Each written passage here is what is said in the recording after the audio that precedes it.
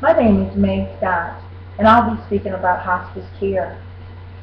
Hospice care is a long-term palliative care that's given to those individuals that have a terminal illness and has been given by their physician less than 6 months to live. Hospice care is a long-term palliative care that provides comfort, support, and kindness to these individuals. I've been a hospice nurse for over 10 years, and I find this type of nursing very rewarding as well as fulfilling. On today, I would like to speak with you in regards to certain points about hospice, the history of hospice, the misconceptions of hospice, as well as what individuals that will need hospice, and the type of nursing care that's involved with hospice. Now, to talk about the history of hospice. Hospice was started actually in the mid-60s, 1965. Dr. Cicely Salters felt the need to care for the deaf and the dying, and she decided to use the word hospice because it came from the root word hospitality. Hospitality was used in days of old to describe those individuals that became sick along their journey as they traveled. And they said hospitality was the word used to show that they had a place of shelter, a place of care, and a place of refuge. Therefore, she used the word hospice. Given that the individuals that are terminally ill need a place of shelter, refuge, and not in an institution.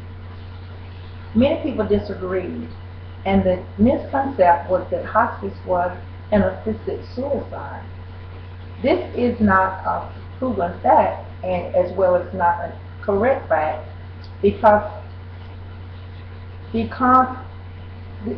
to say that hospice is an assisted suicide indicates that someone is deliberately administering medications or means to kill these individuals.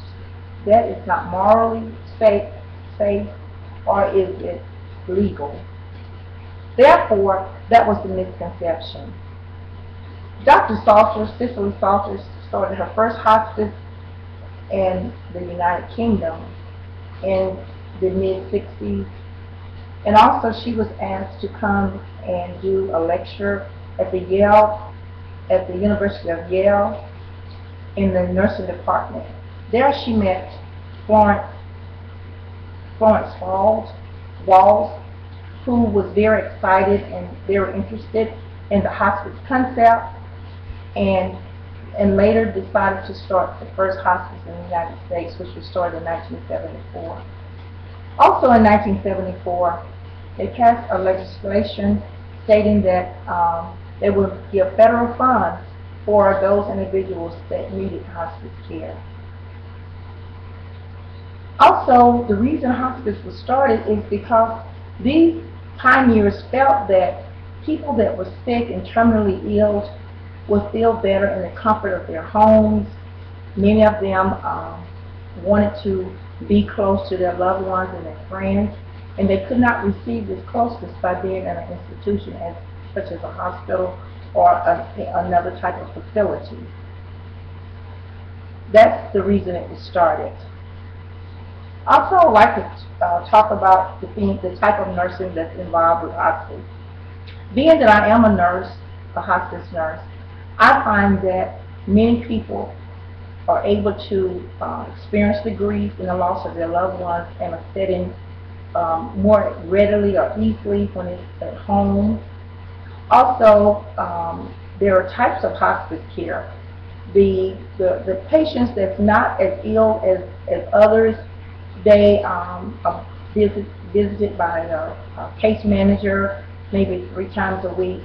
But once they start to decline, they would have a continuous care nurse, which sits at the bedside 24 hours.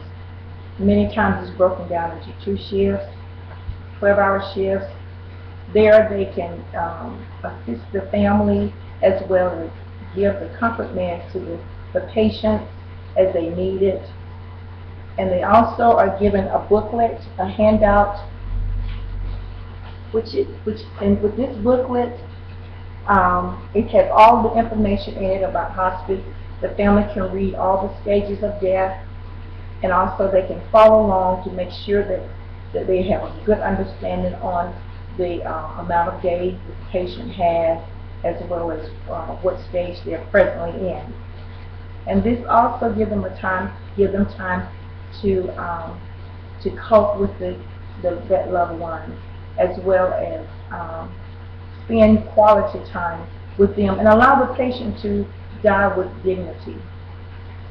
In conclusion, I hope that the information I've given you has been informative, as well as interested. I remember a quote that was given by Albert Schwarzenegger, which said that we should be grateful to the individuals that refuse to let our light go out. And when I associate that with the memories that the dying patients have, we should refuse to allow those memories to die, but keep them burning, keep the flame burning, keep the memories going, so that we can always remember those things and remember them as the way they were. Thank you.